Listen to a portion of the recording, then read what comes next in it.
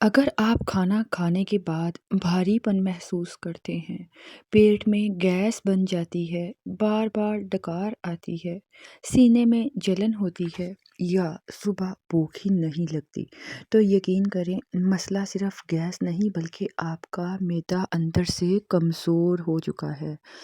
आज मैं आपको बताऊंगी कि मैदा कमज़ोर क्यों होता है, इसकी असल जड़ क्या है, ताकि आप उसे ख़त्म कर सकें। और फिर एक ऐसा मुकम्मल देसी इलाज बताऊंगी जो सिर्फ गैस को नहीं बल्कि मैदे की जड़ को भी मजबूत कर देता है। अस्सलामु अलैकुम, मैं हूं अनम और आप देख रहे हैं अनम होम रेमेडी।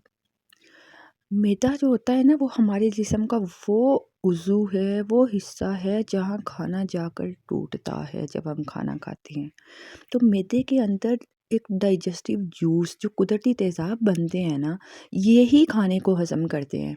और जब ये तेज़ाब या तो कम बनने लगे या बहुत ज़्यादा बन जाए ना, तो खाना सही तरह से नहीं पचता और इसी से गैस होती है, बदहज़मी, जलन और कब्ज़ शुरू हो जाती है। तो इसलिए इस तेज़ाब का, इस जूस का, डाइजेस्टिव जूस का बैलेंस होना बहुत ज़रूरी है। हम बात करते हैं कि इसकी असल वजूहात क्या है कि मैदा कमज़ोर क्यों हो जाता है।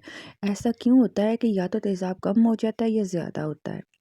आपको पता है ज़्यादातर लोग समझते हैं कि सिर्फ मिर्च मसाला मैदा ख़राब करता है, लेकिन हकीकत ये है कि मैदा कमज़ोर होता है जब हम वक्त पर खाना नहीं खाते, जब खाली पेट हम चाय या कॉफ़ी पीते हैं, जब हम बहुत जल्दी जल्दी निवाले निगल लेते हैं, जब मोबाइल देखते हुए खाते हैं, जब रात को देर से खाना खाकर हम फ़ौरन लेट जाते हैं, और ख़ास तौर पर जब ज़हनी दबाव हो यानी स्ट्रेस बहुत ज़्यादा हो, तब मैदा कमज़ोर होता है। ये सब चीज़ें जो है ना, आहिस्ता आहिस्ता मैदे के निज़ाम को कमज़ोर कर देती हैं।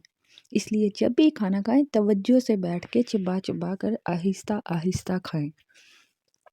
अब हम अलामात की भी बात कर लेते हैं ताकि आप खुद को पहचान सकें कि कहीं आपका मैदा कमज़ोर तो नहीं हो चुका। जब मैदा कमज़ोर हो जाए ना, तो जिस्म ये इशारे देता है जो आपके साथ शेयर कर रही हूँ। खाना खाते ही पेट फूल जाता है, थोड़ा सा भी खाए ना तो गैस बन जाती है, बार बार जैसे डकार आता है, सीने में जलन होती है, मुंह में कड़वा जायका आता है, जो कड़वे खट्टे डकार आते हैं, भूख ख़त्म हो जाती है, वज़न कम होने लगता है और जिस्म में जैसे कमज़ोरी महसूस होती है। ये सब इस बात की निशानी है कि आपका मैदा मदद मांग रहा है, आपका मैदा कमज़ोर हो रहा है। अब हम बात करते हैं कि इसका मुकम्मल जो परमानेंट घरेलू देसी इलाज क्या है जिससे आपका मैदा मज़बूत हो।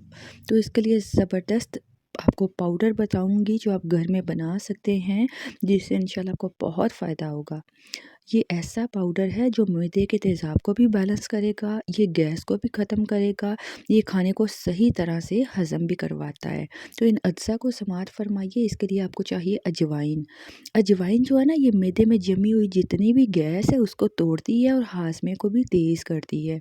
दूसरे नंबर पे आपको चाहिए सौंफ। सौंफ मैदे की जलन को ठंडा करती है और खाने के बाद जो भारीपन महसूस होता है ना, उसको भी ख़त्म करती है। इसके अलावा है ज़ीरा।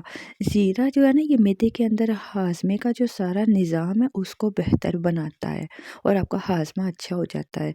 इसके अलावा आपको चाहिए खुश्क पुदीना। पुदीना मैदे को सुकून देता है और ये बदहज़मी को भी ठीक कर देता है। आपने एक खाने का चम्मच अजवाइन लेनी है, एक खाने का चम्मच सौंफ ले लें, एक खाने का चम्मच ज़ीरा ले लें और इसी तरह आप एक खाने का चम्मच खुश्क पुदीना ले लीजिए। सबसे पहले आपने एक साफ़ कढ़ाई लेनी है, इसमें आपने तमाम अज्जा को डालना है और हल्की आंच पर सिर्फ इतना भूनना है कि इसमें से खुशबू आने लगे, लेकिन घी के बगैर आपने इसे भूनना है, ठीक है। ड्राई रोस्ट करना है, ज़्यादा जलाना नहीं है आपने कि इसकी आप ना जो अफादियत है वही ख़त्म कर दें। उसके बाद जब ये ठंडे हो जाए ना चीज़ें, तो आपने इसे ग्राइंड कर लेना है और वो इजीली ग्राइंड होकर ना बारीक सा पाउडर बन जाएगा। आपने इसको बारीक पीस लेना है।